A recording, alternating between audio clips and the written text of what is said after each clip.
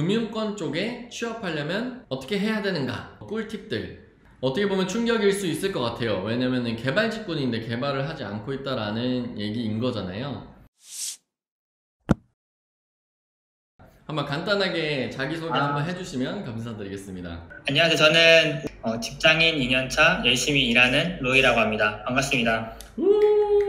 개발 직군으로 분명히 취업을 했는데 개발자 2년차라고 얘기하기에는 조금 그럴 수도 있다라고 했는데 이거 뭐 좀 자세히 들어볼 수 있을까요? 일단 저는 금융권 IT 직군을 좀 취업을 했습니다. 그래서 제가 생각했던 IT 직군과는 조금 다른 일들을 지금 하고 있어서 제 스스로가 저는 개발자라고는 조금 말하기 약간 멈칫하게 되더라고요. 사실 제가 실제로 현재까지도 개발을 하고 있진 않아서 2년차 개발자이보다는 2년차 직장인이라고 조금 소개를 하고 있습니다.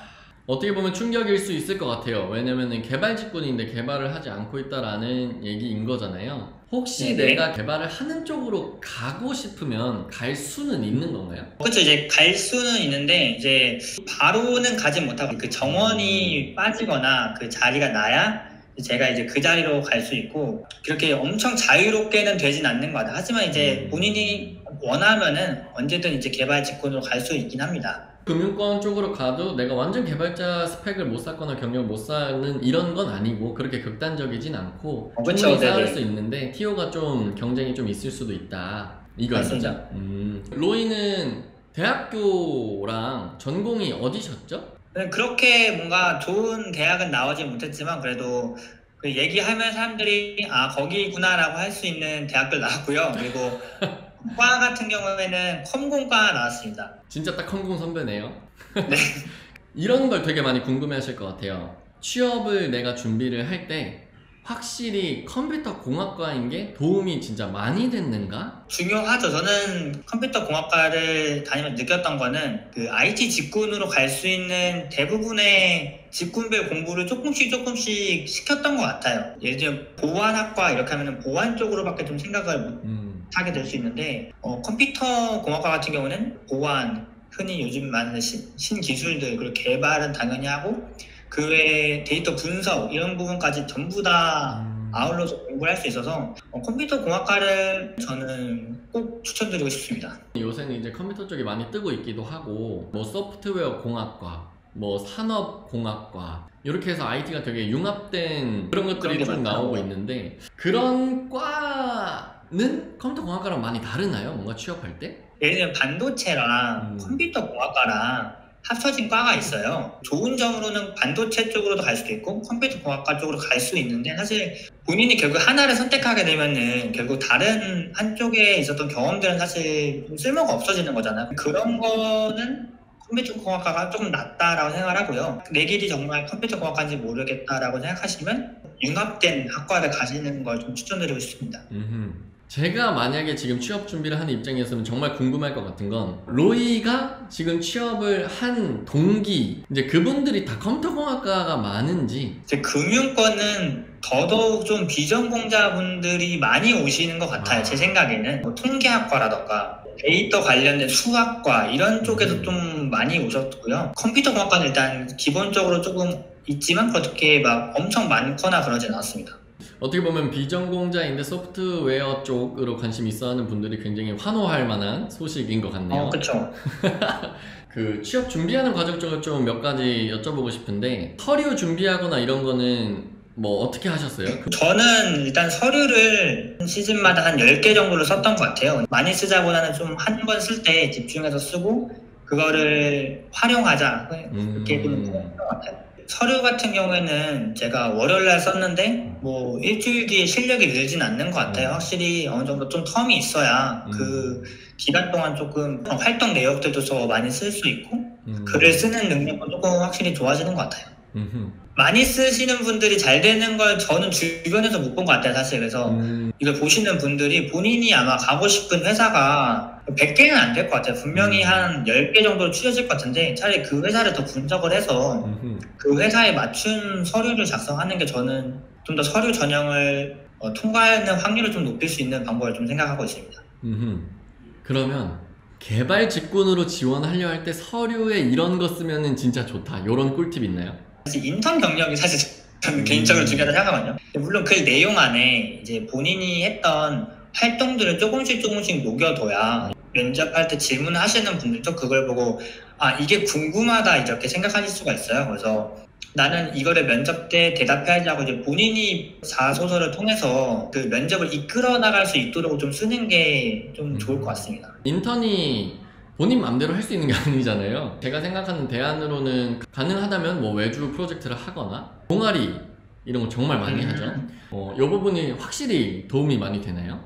대학생 생활을 하면서 취업할 때 가장 도움이 됐다고 느꼈던 거는 외부 활동이었던 것 같아요. 외부 활동하면서 개발도 해보고 그 개발로 이제 결과물을 이제 만들어낼 수 있어야 그 활동을 하면서 좀 뜻깊은 성과를 낸 거라고 생각을 해요. 그리고 그거를 자기소개서에 녹여내기가 되게 쉽기 때문에 밖에서 이제 하는 활동들을 저는 좀 많이 추천하고 싶습니다. 그렇다면 로이는 취업할 당시에 실력이 어느 정도 됐었을까? 이런 거 궁금할 것 같거든요. 네. 제가 이제 취업을 할 때는 이제 내 실력이 어느 정도 되지를 정확히 파악하기는 좀 힘들었던 것 같아요. 근데 생각보다 외주 프로젝트를 했던 경험이 이제 남들보다 이제 되게 강점이 된다는 거를 제가 취업 활동을 하면서 되게 많이 느꼈던 것 같아요. 어떤 면에서 가장 그랬어요? 외주를 했다는 거는 조금 남들보다 눈에 띄는 요소가 일단 될 수 있고요. 그걸 통해서 어떤 걸 했는지 그리고 거기서 뭘 배웠는지를 되게 많이 물어보시더라고요. 이거는 금융권하고 관련이 있는데 저는 좀 특이하게 삼성전자 그 콜센터 인턴을 한 적이 있어요. 그래서 전화로 이제 사람을 이제 상담하는 일을 했었는데 그거를 금융권에 자소서에 좀 잘 녹여서 좀 썼던 좀 특이한 좀 인턴 경력이 좀 있습니다. 그러면은 개발 직군 쪽이랑 사실 아예 연관이 없어 보일 수 있잖아요. 네네. 근데도 그게 도움이 다 된다는 거죠. 이제 인턴이라는 게 꼭 개발을 하는 것도 중요하지만 인턴 경험을 통해서 어떤 걸 배웠는지를 표현하는 게 되게 중요하다고 저는 생각을 하거든요. 그래서 콜센터 인턴을 했던 것도 이제 사람을 상대하는 일이기 때문에 고객의 이야기를 잘 듣는다라던가 이제 회사 생활을 좀 잘할 수 있다 이런 부분을 말할 수 있는 좀 좋은 경험이었다고 좀 생각합니다. 내가 인턴 하려면은 개발 쪽 관련돼서 해야겠다. 물론 그게 제일 좋겠지만 그 기회가 잡히지 않고 다른 게 잡혔을 때 굳이 놓치기보다는 최대한 살려보는 것도 나쁘지 않다. 요렇게 전달이 될 것 같네요. 그러면 이제 서류에 대해서는 얘기를 많이 했는데 그 면접은 뭐 어떻게 준비를 하셨는지 들어볼 수 있을까요? 대기업이다 보니까 이제 스터디하는 사람들 찾아서 제가 한 2-3개 정도 했던 것 같아요. 근데 스터디를 하는 거는 우선 정보도 많이 얻을 수 있고 다른 사람들이 어떻게 하는지 잘 보고 어느 정도 이제 벤치마킹을 좀 할 수 있어서 되게 좋았던 것 같고요. 특히 이제 금융권은 이제 워낙 오래 도전하시는 분들도 많다 보니까 금융권 면접 학원이 따로 있어요. 학원까지 있어요? 주말 이틀밖에 안 하는데 한 30만 원 정도 해요. 근데 그 대신에 이제 이전에 그 회사에 나왔던 이제 면접 질문이라던가 금융권은 PT 면접이 대부분 있어요. PT 면접을 할 때 어떤 식으로 좀 구성을 짤지 그리고 어떤 식으로 답변을 해야 할지 그리고 금융권에서는 또 토론 면접이 자주 있는데 어떤 사람들이 토론 면접을 잘 통과하는지에 대해서 좀 알려주기 때문에 혹시라도 금융권을 다니시는 분들은 취준생 분들하고 스터디하는 것도 좋지만 잘 찾아보면은 그 회사에 맞는 면접 학원이 있을 수도 있다. 역시 쪽집게 강의가 짱이다 이 소리군요. 네.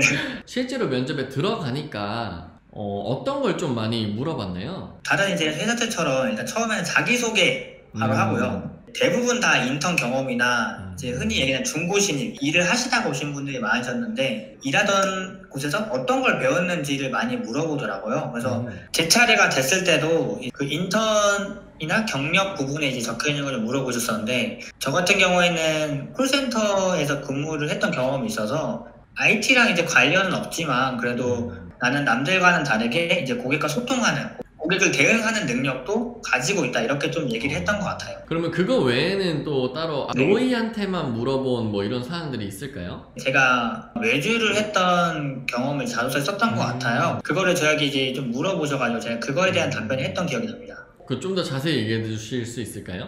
저 같은 경우에는 이제 백엔드 쪽을 그 외주로 담당을 했었고요. 특이하게 그 당시에 제가 웹까지 같이 하게 돼서 나름 제가 백엔드와 프론트엔드를 동시에 이제 좀 진행을 했기 때문에 그거에 대해서 좀 제가 풀어서 이제 면접관 분들에게 설명을 잘 할 수 있었던 것 같아요.